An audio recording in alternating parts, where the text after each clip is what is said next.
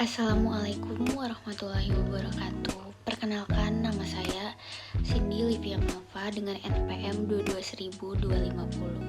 Di sini saya akan menjelaskan tentang MAPS atau metode alternatif penyelesaian sengketa, yang dimana ini untuk memenuhi UAS mata kuliah saya.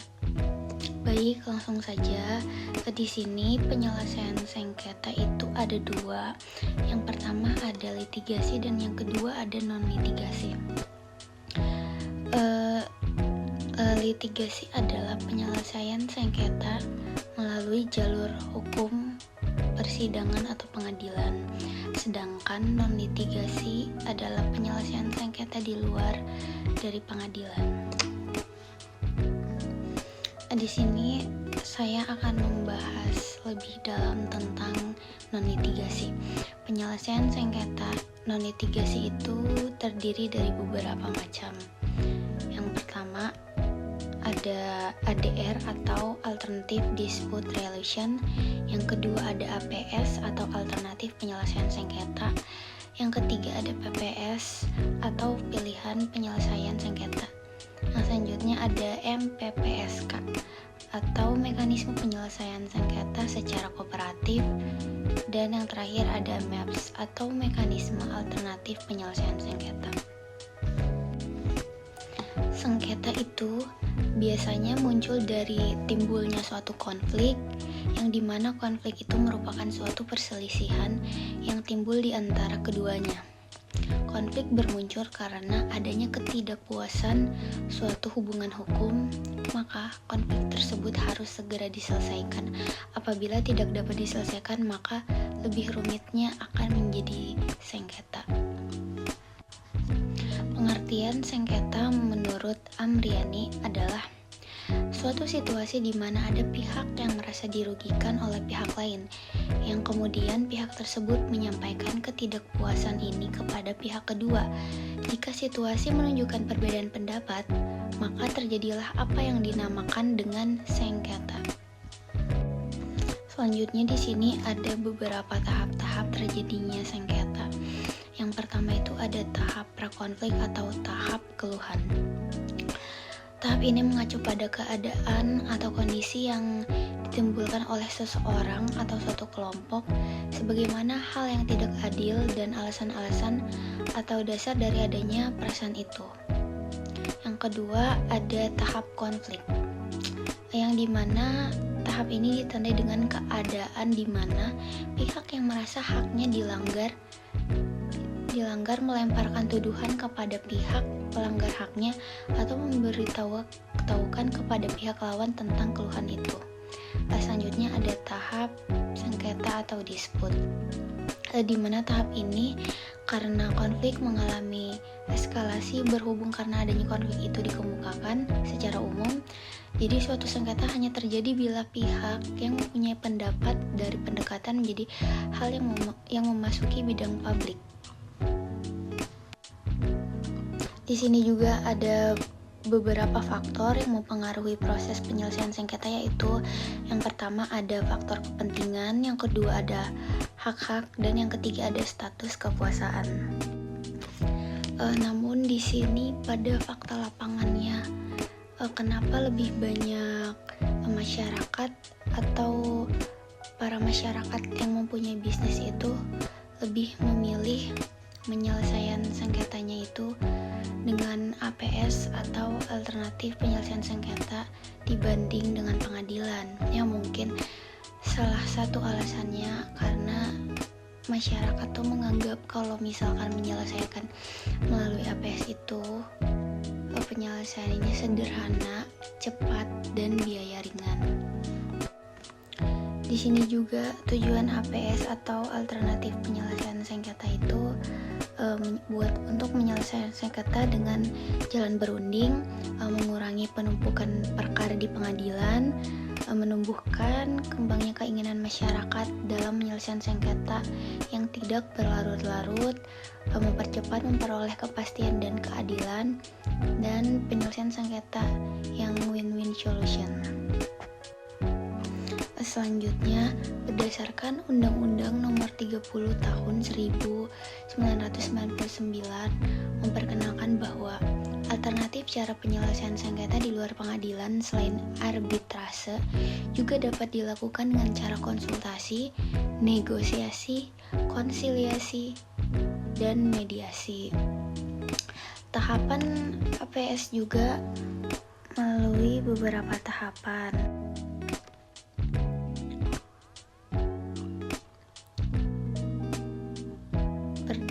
Berdasarkan pasal 6 Undang-Undang Nomor 30 Tahun 1999 tentang arbitrase dan APS, beberapa tahapannya disebutkan, yaitu yang pertama, sengketa atau beda pendapat perdata dapat diselesaikan oleh para pihak melalui alternatif penyelesaian sengketa yang didasarkan pada iktikat baik dengan mengesampingkan penyelesaian secara litigasi di pengadilan. Selanjutnya yang kedua, penyelesaian sengketa atau beda pendapat melalui alternatif penyelesaian sengketa sebagaimana dimaksud pada ayat 1 diselesaikan pada pertemuan langsung oleh pihak dalam waktu paling lama 14 hari dan hasilnya dituangkan dalam suatu kesepakatan tertulis.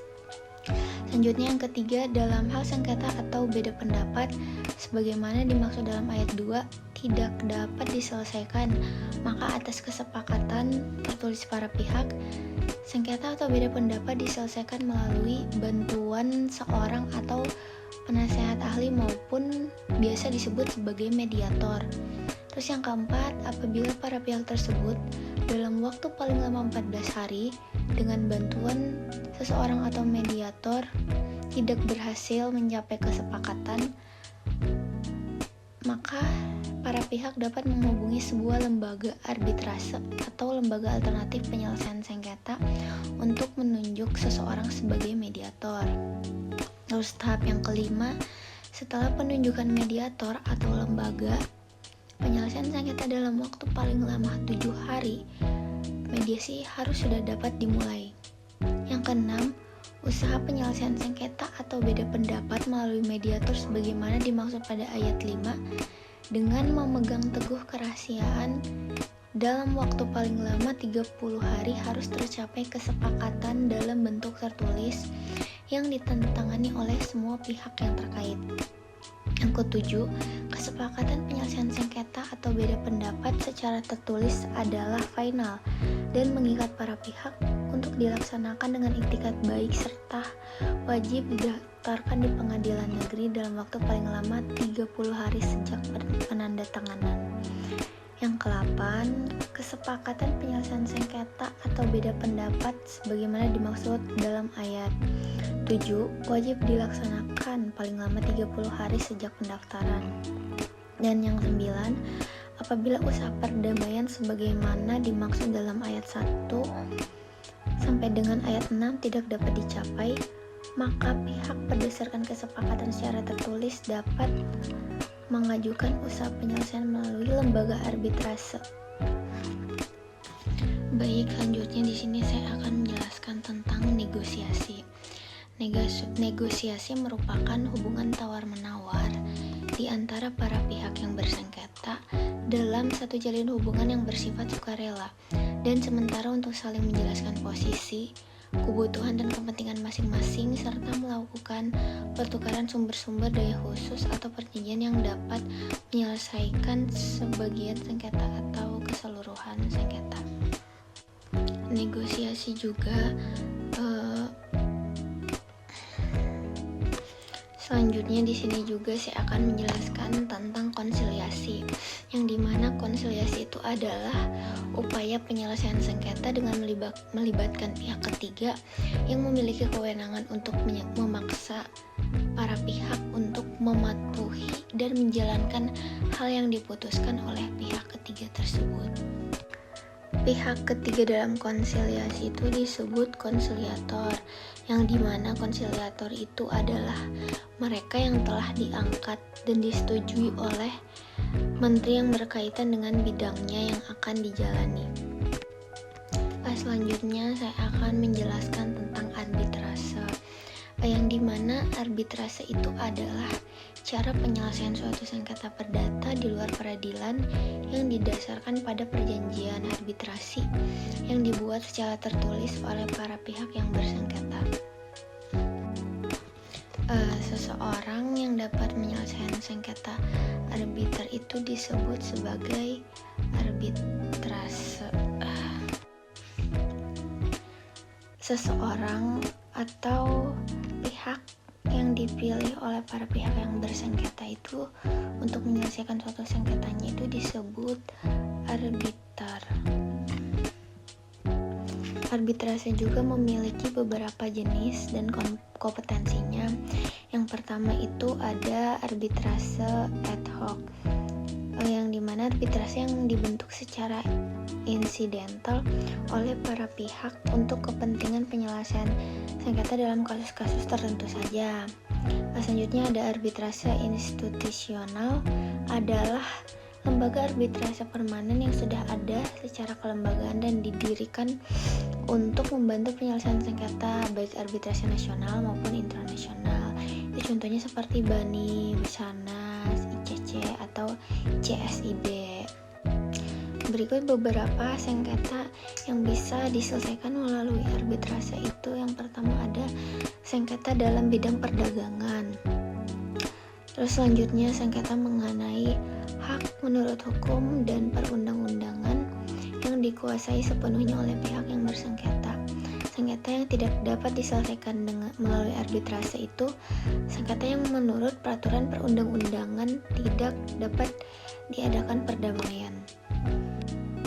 Ruang lingkup perdagangan yang dimaksud tersebut yaitu seperti kegiatan perniagaan, perbankan, keuangan, penanaman modal, industri, dan hak kekayaan intelektual. Syarat sahnya perjanjian arbitrase itu ada dua, ada syarat umum dan ada syarat khusus. Syarat umum itu ada karena adanya kesepakatan dari para pihak, adanya kecakapan dari para pihak, adanya objek perjanjian, dan adanya sebab atau kausa yang halal. Sedangkan syarat khusus itu sebagaimana diatur pada Konvensi New York 1958. Syarat khusus sahnya itu yang pertama, perjanjian arbitrase harus dibuat secara tertulis, baik menjadi satu kesatuan dengan perjanjian pokoknya maupun dibuat secara terpisah setelah adanya sengketa maupun sebelum adanya sengketa. Terus yang kedua, sengketa-sengketa yang ditimbulkan dari hubungan yang bersifat kontraktual maupun non-kontraktual. Terus selanjutnya ada sengketa-sengketa tersebut dapat diselesaikan melalui arbitrase. Selanjutnya, para pihak dalam perjanjian tersebut memiliki kemampuan untuk menurut hukum yang berlaku pada para pihak. Dan selanjutnya, perjanjian arbitrase harus sah menurut hukum pada pihak dan apabila tidak ada sahnya menurut negara di mana suatu putusan arbitrase dibuat. Selanjutnya di sini juga ada beberapa tahapan atau proses dalam penyelesaian sengketa arbitrase. Yang pertama itu pada sidang pertama, arbiter mengusahakan perdamaian antara para pihak jika tidak berhasil dilanjutkan pemeriksaan pokok sengketa. Terus yang kedua, para pihak diberi kesempatan menjelaskan pendirian masing-masing dan alat bukti untuk menguatkan pendiriannya. Dan yang ketiga, atas perintah arbiter atau pemerintahan para pihak dapat dihadirkan saksi-saksi untuk didengarkan keterangannya, dan saksi-saksi tersebut mengucapkan sumpah. Dan yang keempat, arbiter dapat meminta saksi ahli memberi keterangan tertulis mengenai hal khusus yang berhubungan dengan pokok sengketa. Dan keterangan itu wajib diteruskan kepada para pihak untuk ditanggapi secara tertulis. Dan selanjutnya, pemeriksaan harus diselesaikan maksimal 180 hari sejak arbiter dibentuk. Selanjutnya di sini saya juga akan menjelaskan tentang mediasi. Apa sih itu mediasi? Mediasi adalah cara penyelesaian sengketa melalui proses perundingan untuk memperoleh kesepakatan para pihak dengan dibantu oleh mediator. Kemudian di sini juga saya akan menjelaskan tentang tahap-tahapan penyelesaian sengketa melalui mediasi. Yang pertama itu dimulai dari pihak pelapor mendaftarkan kasusnya. Pihak pelapor harus melampirkan berkas-berkas terkait kepada lembaga yang berwenang. Setelah itu mereka akan mengkaji dan mempelajari kasus tersebut. Selanjutnya melakukan pemilihan mediator. Mediator dalam hal ini biasanya berasal dari pengadilan ataupun pihak luar yang sudah mendapatkan persetujuan dari para pihak. Jadi masing-masing peserta harus berkenan dengan mediator yang akan mengawal jalannya perundingan. Terus selanjutnya ada mediator membahas prosedur mediasi dengan para pihak. Prosedur ini akan membantu mediator untuk mendapatkan gambaran mengenai permasalahan apa yang akan mereka tangani. Pertemuan pertama juga menjadi fase perkenalan antara semua pihak yang terlibat dalam perundingan. Terus selanjutnya ada pertemuan awal mediator dan pihak-pihak yang bersengketa. Tujuannya yaitu untuk bisa melihat masalah dari berbagai perspektif sehingga nantinya bisa menjadi lebih objektif dalam memberi penilaian. Selanjutnya ada pertemuan mediasi yang dimana pada tahap ini itu para pihak wajib menghadiri pertemuan mediasi secara langsung ataupun didampingi kuasa hukum. Pertemuan para pihak melalui komunikasi audio atau visual yang dianggap sebagai kehadiran. Ketidakhadirannya para pihak dalam mediasi hanya dapat melakukan berdasarkan alasan yang sah. Terus selanjutnya melalui tahap diskusi. Dalam proses ini juga para pihak yang bersengketa akan melakukan negosiasi untuk mencari alternatif penyelesaian masalah. Pada proses mediator juga akan membantu untuk mencari alternatif dalam pengembangan masalah. Selanjutnya ada tahapan penyelesaian mediasi. Apabila para pihak merasa puas dengan hasil akhir diskusi, maka selanjutnya mereka akan menandatangani perjanjian bersama. Perjanjian tersebut akan melalui proses lanjutan agar menjadi kontrak yang lebih mengikat dan sah di mata hukum. Namun, apabila proses perundingan tidak berhasil, maka mediasi pun akan berakhir dan para pihak akan mengundurkan diri dari proses konflik tersebut dan dapat dibawa ke ranah hukum untuk melalui proses hukum. Selanjutnya di sini juga saya akan menjelaskan tentang lembaga-lembaga apa aja sih yang efektif menerapkan sistem APS ini. Yang pertama itu di sini ada lembaga BPSK atau Badan Penyelesaian Sengketa Konsumen, yaitu merupakan instansi yang menyelesaikan sengketa pelaku konsumen dengan konsumen yang melayani aduan sengketa barang dan jasa. Proses sengketa BPSK itu hanya menangani kasus perdata saja yang bersifat umum seperti ganti rugi langsung yang dialami oleh konsumen akibat kelalaian usaha, yaitu dengan cara mediasi kedua belah pihak atau konsiliasi, dan yang terakhir bisa arbitrase. Jenis-jenis sengketa konsumen BPSK itu biasa dibedakan berdasarkan kategori produk, yaitu barang dan jasa. Untuk barang itu seperti makanan, gadget, sedangkan jasa itu kerusakan paket. Untuk cara melakukan aduan ke BPSK itu, pengaduannya dapat dilakukan melalui online maupun offline dengan mengisi formulir dan menyebutkan nama, alamat lengkap, KTP konsumen, pelaku usaha yang dapat menyerahkan barang atau jasa yang diadukan. Hanya yang berada di daerah tersebut yang dapat melakukan pengaduan terhadap BPSK. Untuk keputusan di BPSK itu bersifat mengikat. Sedangkan biaya pengaduan di BPSK itu tidak memungut biaya spesial pun atau gratis. Selanjutnya di sini juga saya akan menjelaskan tentang BPN atau Badan Pertahanan Nasional. BPN adalah sebuah lembaga pemerintahan non-kementerian di Indonesia yang mempunyai tugas melaksanakan tugas pemerintahan di bidang pertahanan. BPN memiliki peran penting dalam mengatur dan mengawasi segala hal yang berkaitan dengan pertanahan termasuk pengelolaan, pemetaan, dan pendaftaran tanah serta aset properti di Indonesia. Dalam hal terjadi masalah atau sengketa tanah, bagaimana peran BPN dalam menyelesaikan sengketa?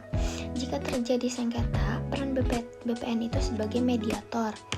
Mekanisme mediasi diatur dalam petunjuk teknis Badan Pertahanan Nasional Republik Indonesia. Jika tidak menemukan titik terang, maka langkah yang akan diambil adalah langkah litigasi. Terus selanjutnya, apakah penyelesaian sengketa pertanahan di BPN itu efektif dibandingkan penyelesaian di luar BPN? Jawabannya itu efektif karena BPN sendiri adalah badan yang ada dalam lingkup administratif. BPN dengan pihak pengadilan atau kepolisian akan bekerja sama terkait data dari tanah tersebut yang tengah diproses oleh pengadilan atau kepolisian.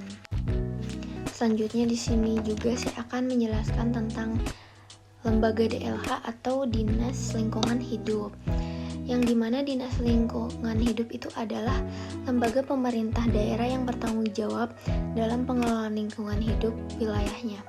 Dinas ini berada di bawah naungan pemerintah daerah dan memiliki tugas dan fungsi mengatur, mengawasi, dan mengendalikan pengelolaan lingkungan hidup. Cakupan DLH itu untuk menyelesaikan sengketa mengenai tentang pencemaran air, udara, dan limbah. Terus selanjutnya cara penyelesaian dalam DLH itu ada 3 ya. Yang pertama bisa melalui mediasi, terus yang kedua bisa melalui negosiasi, dan yang ketiga itu pemblokiran. Selanjutnya di sini juga saya akan menjelaskan tentang kesimpulan pengalaman saya berkunjung ke lembaga kelompok saya, yang dimana lembaga itu adalah Disnaker atau Dinas Ketenagakerjaan. Jadi kesimpulannya adalah di Disnaker itu kan menyelesaikan penyelesaian sengketa antara pekerja dan perusahaan, yang dimana dalam Disnaker itu metode penyelesaiannya itu ada 4, ada mediasi, arbitrase, konsiliasi, dan negosiasi. Akan tetapi yang paling banyak digunakan, yang paling banyak peminatnya itu adalah mediasi. Mengapa demikian? Karena mungkin para masyarakat beranggapan bahwa itu caranya mudah, cepat, dan praktis sehingga banyak peminatnya.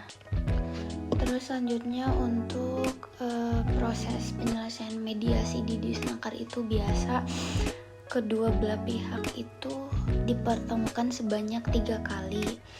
Terus diusahakan sengketanya itu terakhir dalam waktu 30 hari. Dan pada saat putusan produk yang dikeluarkan oleh Disnaker itu ada 2.